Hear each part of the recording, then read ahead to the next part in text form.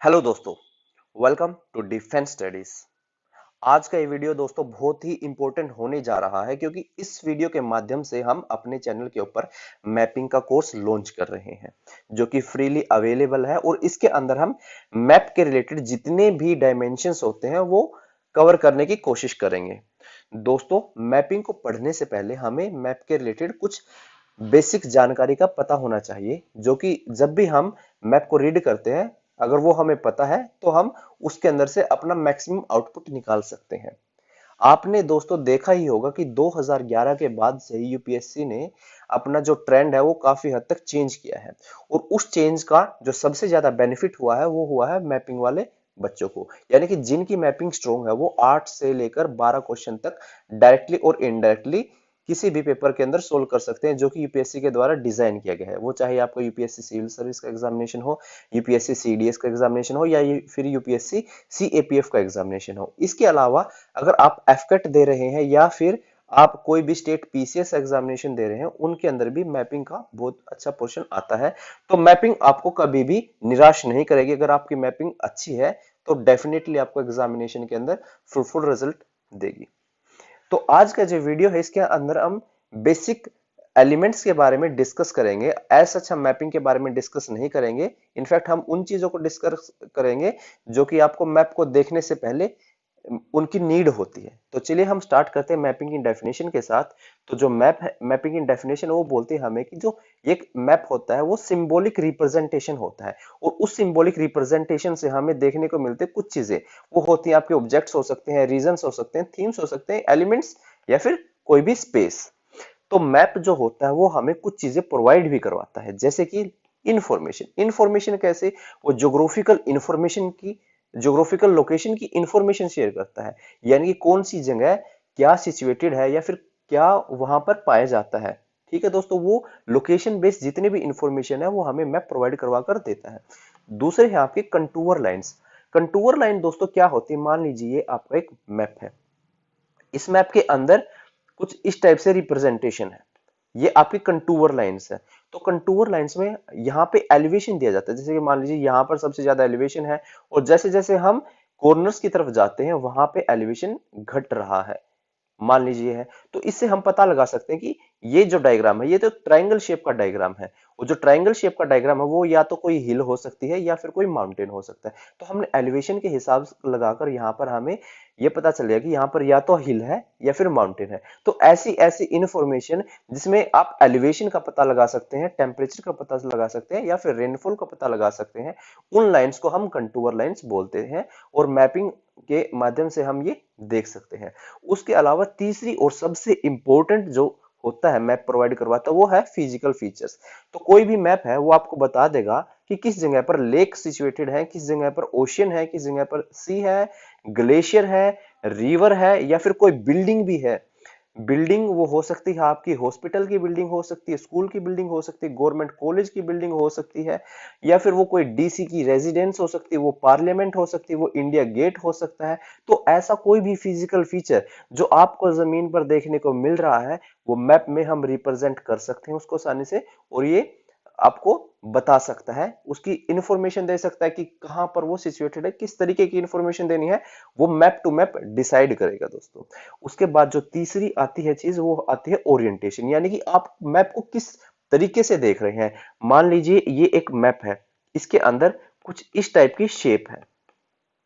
तो यहां पर दोस्तों मान लीजिए लिखा है एन, एन का मतलब होता है एक नॉर्थ।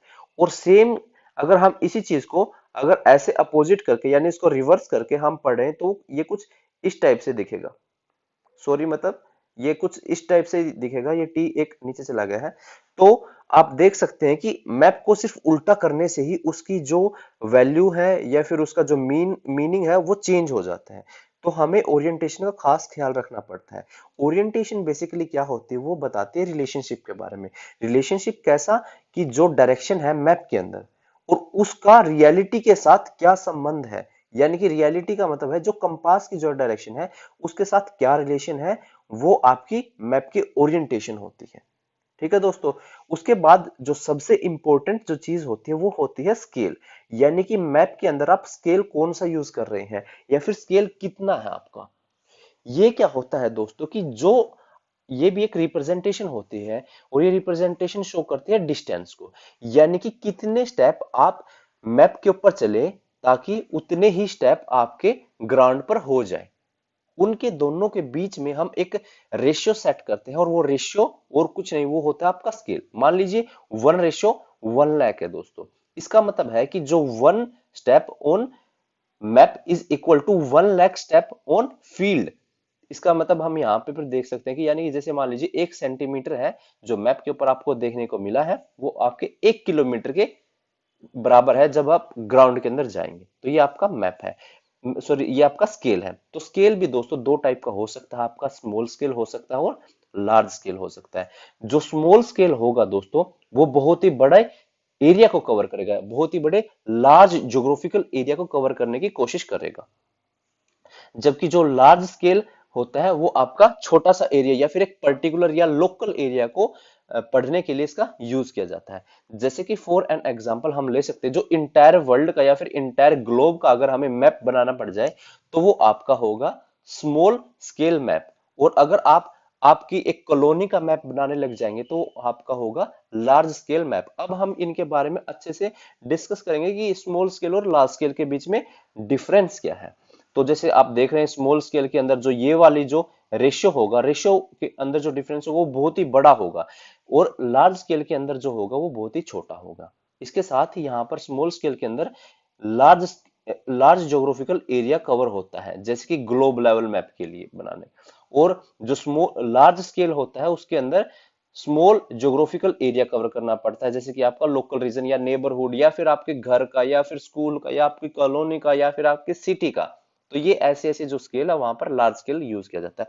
अब उसमें देखिए कि आप एक तो ग्लोब लेवल पर चीजें देख रहे हैं, तो ग्लोब लेवल के ऊपर जो चीज होगा, जो मैप होगा, उसके अंदर क्या ही फीचर मिलेंगे आपको। उसके अंदर सिर्फ ऐसे ही फीचर मिलेंगे कि हमने ओशन का पता देख लिया है, हमने कोई बड़ी माउंटेन रेंज है उसका हमने देख लिया है, हमें ये पता चल गया है कि इस कंट्री की ये एक पूरे कॉन्टिनेंट की एक जो बाउंड्री है वो क्या है।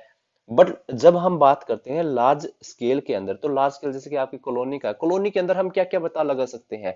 हम पता लगा सकते हैं कि वहां पे टी स्टॉल कहाँ पर है, वहां पर हॉस्पिटल कहाँ पर है, वहां पर स्ट्रीट कैसी है, वहां पर सीवेज के सिस्टम कैसा है, वहां पर बिल्डिंग्स कैसी बनी हुई है, डबल बिल्डिंग बनी हुई है, ट्रिपल बिल्डिंग बनी हुई है, या फिर उसके अलावा आप देख सकते हैं कि रोड्स के ऊपर क्रॉसिंग कहाँ पर है। ऐसी ऐसी जो सभी चीजें हैं, जो डिटेलिंग है, वो हमें लार्ज स्केल के अंदर बहुत ही ज्यादा देखने को मिलती हैं। इस वजह से हम ये बोल सकते हैं कि जो लार्ज स्केल होता है वहां पर हमें डिटेल्स ज्यादा मिलती हैं। और ये ज्यादा कैसे होंगे, बहुत सारे फीचर्स को बता सकती हैं, जैसे कि स्ट्रीट है, बिल्डिंग है, स्कूल है, टेम्पल है, शॉप है, मेडिकल हॉस्पिटल है। जबकि जो स्मॉल स्केल है वहां पर हम बहुत ही लेस डिटेल बता सकते हैं, जैसे कि सिर्फ हम ये बता सकते हैं कि ये ट्रांसपोर्ट रूट ये इस साइड है, यानी कि आपको सिर्फ एक बहुत बड़े हाईवे के बारे में ही बता दिया जाएगा या फिर रिवर के बारे में बता दिया जाएगा। जैसे हमारे सामने अभी ये दो पिक्चर्स हैं दोस्तों, अब आप इन दोनों पिक्चर्स को देख के बता सकते हैं, जैसे कि ये पूरा यूएस, ये पूरा नॉर्थ अमेरिका था। तो नॉर्थ अमेरिका जो था यहाँ पर है आपका स्मॉल स्केल। अब नॉर्थ अमेरिका के अंदर हम जाते हैं, जैसे अटलांटा नाम की एक जगह है, हम वहां पर जाते हैं। अब उसके अंदर भी हम उसके बहुत ज्यादा अंदर चले जाते हैं, फिर हम उसकी किसी पर्टिकुलर छोटी सिटीज के अंदर चला जाता है। तो जितना हम उसके अंदर जाते रहेंगे उतना ही उसका लार्ज स्केल होता रहेगा। यहाँ पर भी दोस्तों सेम एग्जांपल, हमने एक बहुत बड़े एरिया को लिया तो उसका मतलब ये स्मॉल स्केल, और उसके अंदर से हमने एक छोटे से एरिया को लिया तो वो क्या है आपका लार्ज स्केल है। आई होप आपको ये स्मॉल स्केल और लार्ज स्केल के बीच में डिफरेंस समझ में आ गया होगा। और इसके ऊपर यूपीएससी ने एक बार क्वेश्चन भी पूछा था कि इनमें से लार्ज स्केल कौन सा और स्मॉल स्केल कौन सा है। उसके बाद दोस्तों आते हैं आपके टाइप ऑफ मैप, यानी कि कितने टाइप के मैप होते हैं। ये भी एक बहुत ही इंपॉर्टेंट चीज है दोस्तों, पता लगानी चाहिए आपको। सबसे पहले हम बात करते हैं फिजिकल मैप के बारे में। फिजिकल मैप दोस्तों वो मैप होते हैं जिसके अंदर आप फिजिकल फीचर्स को देख सकते हैं, जैसे कि कौन सी माउंटेन रेंज कहाँ पर है, या फिर कौन सी वाटर बॉडीज कहाँ पर है, या फिर डेजर्ट है तो वो कहाँ पर है, प्लेट्यू है तो वो कहाँ पर है। तो इसका मतलब है क्या है कि आप अपने ज्योग्राफिकल एरिया को और वहां के फिजिकल फीचर्स को यहाँ पर देख सकते हैं। उसके अंदर जैसे माउंटेन्स है, रिवर्स है, ग्रासलैंड्स, वैली, ग्लेशियर, सी, लेक, ये सभी आप देख सकते हैं। उसके बाद आती है आपकी पॉलिटिकल मैप्स, ये भी बहुत इंपॉर्टेंट है। इसके अंदर आप कोई भी बाउंड्रीज को देख सकते हैं, जैसे कि आपकी स्टेट के अंदर क्या बाउंड्री है। जैसे कि हम बात करते हैं हरियाणा की, बाउंड्री क्या है जो दिल्ली से टच करती है या पंजाब से टच करती है, वहां पर उसकी बाउंड्रीज क्या है, या फिर कोई भी नेशनल है जैसे कि अपना इंडिया है, इंडिया के और पाकिस्तान के बीच में जो एलओसी का जो रीजन है वो एक पर्टिकुलर बाउंड्री है, तो एक पॉलिटिकल मैप हो गया है दोस्तों। तो इनके अलावा हम वहां पर पॉलिटिकल मैप्स के अंदर कैपिटल्स को भी देख सकते हैं और साथ में मेजर सिटीज को भी देखते हैं। अब आपने कभी देखा होगा कि जब कभी भी वेदर फोरकास्टिंग होती है तो वहां पर या तो आपकी कैपिटल को दिखा जाता है किसी रीजन की, या फिर कोई मेजर सिटी को दिखा जाता है, तो वो आपके पॉलिटिकल मैप के अंदर ही आते हैं। उसके बाद तीसरे हैं आपके क्लाइमेट मैप्स। क्लाइमेट मैप के अंदर हम क्या देखते हैं कि उस पर्टिकुलर रीजन का क्लाइमेटिक कंडीशन क्या है, यानी कि वो ट्रॉपिकल रीजन है, टेम्परेट रीजन है, एरिड रीजन है, पोलर रीजन है, या फिर मेडिटेरियन रीजन है, या फिर इनके अलावा जो भी रीजन होते हैं दोस्तों उनके बारे में हम किसी भी अगर हमारे पास क्लाइमेटिक मैप है वहां से हम पता लगा सकते हैं। इसके अलावा ये बता सकता है कि रेनफॉल कितनी रिसीव होती है, यानी कि कुछ बोलते कि 0 से 50 mm की वहां पर रेनफॉल हुई है, या फिर वहां पर 500 mm से ज्यादा रेनफॉल हुई है। तो ये सभी चीजें हैं, ये हमें क्लाइमेटिक मैप बता सकते हैं। या फिर वेजिटेशन कवर के बारे में आपको देखना हो तो वो बता देंगे, ड्रॉट प्रोन एरिया के बारे में देखना हो तो वो बता देंगे। तो ये जो आपका मैप दिख रहा है ये आपका एक क्लाइमेटिक मैप दिख रहा है। यहाँ पर आप देख सकते हैं कि किस जगह पे हॉट एंड ड्राई विंड है, किस जगह पे हॉट एंड ह्यूमिड है, कंपोजिट है, कोल्ड है, मॉडरेट है। तो ये जो आपके रीजन है वो क्लाइमेट के बारे में बता सकते हैं, या फिर विंड के बारे में, या फिर कोई भी चीज है दोस्तों, टेम्परेचर के बारे में भी सेम हो सकती है आपकी। तो क्लाइमेटिक कंडीशन के बारे में जो बताए वो आपका क्लाइमेटिक मैप होते हैं। उसके बाद आते हैं आपके रोड मैप। रोड मैप दोस्तों बहुत ही वाइडली यूज किए जाते हैं, ये हर जगह पर इनका यूज होता है, चाहे आप यूनिवर्सिटी के अंदर देख लीजिए, या फिर आप कोई भी बस स्टैंड के ऊपर देख लीजिए, एयरपोर्ट के ऊपर देख लीजिए, या फिर आपने कभी मेट्रो ट्रैवल किया होगा तो मेट्रो के ट्रैवल करने के ऊपर जहां पर मेट्रो आती है वहां पर भी एक पर्टिकुलर मैप होगा जो बताएगा कि ये वाली लाइन से आप यहाँ पर लाइन क्रॉस कर सकते हैं, या फिर आपको ये पर्टिकुलर मेट्रो स्टेशन इस लाइन पर मिलेगा। तो ये सभी रोड मैप्स के अंदर आती हैं। तो रोड मैप के अंदर हम क्या देखते हैं, वहां पर हमें रोड देख सकते हैं और कोई भी ट्रांसपोर्ट लिंक्स देख सकते हैं, जैसे कि हाईवे हो गया, रेलवे ट्रैक हो गया, एयरपोर्ट है, वाटरवेज है। उसके बाद आपके फिफ्थ आते हैं टोपोग्राफिक मैप। टोपोग्राफिक मैप जिसके अंदर किसी भी पर्टिकुलर रीजन की टोपोग्राफी दिखाई जाए। टोपोग्राफी किस तरीके से दिखाया जाता है, वो हमें कंटूर लाइन से दिखाई जाती है। इसके बारे में हमने स्टार्टिंग में डिस्कस किया गया था। तो ये जो आपकी कंटूर लाइन है, तो ये वाला जो रीजन हम मान लीजिए, देखिए दोस्तों कैसे करते हैं कंटूर लाइन, कि जैसे 6000 है, 6000 का मतलब है यहाँ पर 6000 मीटर्स, तो 6000 मीटर ये वाला रीजन सिग्निफाई कर रहा है। उसके अलावा हम देख रहे हैं कि यहाँ से जैसे जैसे हम बढ़ रहे हैं तो वैसे वैसे यहाँ पे 13,000 आ चुका है, यानी सेंटर में यहाँ पे 13,000 है, 13,000 है यहाँ पे, फिर वो नीचे जा रहा है, नीचे जा रहा है, नीचे जा रहा है। तो इसका मतलब क्या है कि ये दोस्तों एक माउंटेन है इस टाइप से। तो हम इसको बोल सकते हैं ये वाला माउंटेन है, यहाँ पर आपके जो 13,000 मीटर की हाइट है, और जैसे जैसे हम डायरेक्शन इस साइड जाते हैं वैसे वैसे इसका एलिवेशन कम होता है। तो यहाँ से हम बता सकते हैं कि ये माउंटेन है।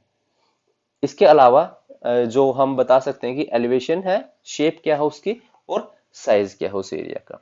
फिर सबसे लास्ट में हमारा आता है आपका इकोनॉमिक मैप्स। इकोनॉमिक मैप्स में दोस्तों हम बता सकते हैं कि कोई भी पर्टिकुलर एरिया के अंदर इकोनॉमिक एक्टिविटी कैसी है, यानी कि जैसे इकोनॉमिक कॉरिडोर के बारे में हम यहाँ पर बता सकते हैं, बिजनेस सेंटर्स के बारे में बता सकते हैं, प्रोडक्शन के बारे में बता सकते हैं, या फिर सेल्स मॉल्स के बारे में बता सकते हैं। आप जैसे ये एग्जाम्पल के तौर पर ये डायग्राम देख रहे हैं, तो इसमें अगर आपको बताना पड़ जाए कि रायपुर में क्या है या फिर भुवनेश्वर में क्या है, ये सभी चीजें दोस्तों ये आपके डेवलपमेंट के बारे में बता रही है। कि अब मान लीजिए लेवल ऑफ इकोनॉमिक डेवलपमेंट के बारे में बता रहा है, तो उसमें जो मेन मेन रीजन है कि जैसे जिसमें बहुत ही ज्यादा हाई डेवलप्ड एरिया है, यानी जहां पर ये ब्लू वाला साइन मिलेगा, ब्लू वाला साइन हमें कहाँ पर मिल रहा है, ये वाला यहाँ पर मुंबई के अंदर मिल रहा है। तो इसका मतलब क्या, मुंबई हाईली डेवलप्ड है। और जैसे यहाँ पे कुछ रीजन ऐसे हैं जहाँ जहाँ पे ये वाला हमें देखने को मिल रहा है, तो ये वाला जो रीजन है ये पुअरली डेवलप रीजन है, या फिर ये वाला जो रीजन है ये पुअरली डेवलप रीजन है, ये वाला जो रीजन है पुअरली डेवलप रीजन है। तो इस तरीके से हम किसी भी मैप को देखकर बता सकते हैं आपको कि वो मैप आपको क्या बताना चाहता है, क्या क्या चीजें आप उसमें से रिकॉर्ड कर सकते हैं। दोस्तों आज का तो ये वीडियो लेक्चर है, इसको हम यहीं पर खत्म करते हैं। बट नेक्स्ट जो भी लेक्चर होंगे उसके अंदर हम आपको पर्टिकुलर डायग्राम्स लेके आएंगे, उनके अंदर बताएंगे कि इस पर्टिकुलर एरिया में से ये वाला फीचर है, ये बहुत ही इंपॉर्टेंट है। जैसे मान लीजिए डेजर्ट्स के बारे में हम बात कर सकते हैं, विंड्स के बारे में बात कर सकते हैं, ओशियानिक करंट्स के बारे में आपसे बात कर सकते हैं, किसी भी हिल के बारे में बात कर सकते हैं, हैं। तो ऐसे जो भी फीचर्स हैं उनके बारे में हम नेक्स्ट वीडियो लेक्चर्स के अंदर डिस्कस करेंगे। स्टे ट्यून दोस्तों। और अगर आपके कोई भी हमसे क्वेरी हो, कोई भी क्वेश्चन हो, तो आप कमेंट सेक्शन में फ्रीली पूछ सकते हैं। Thank you friends.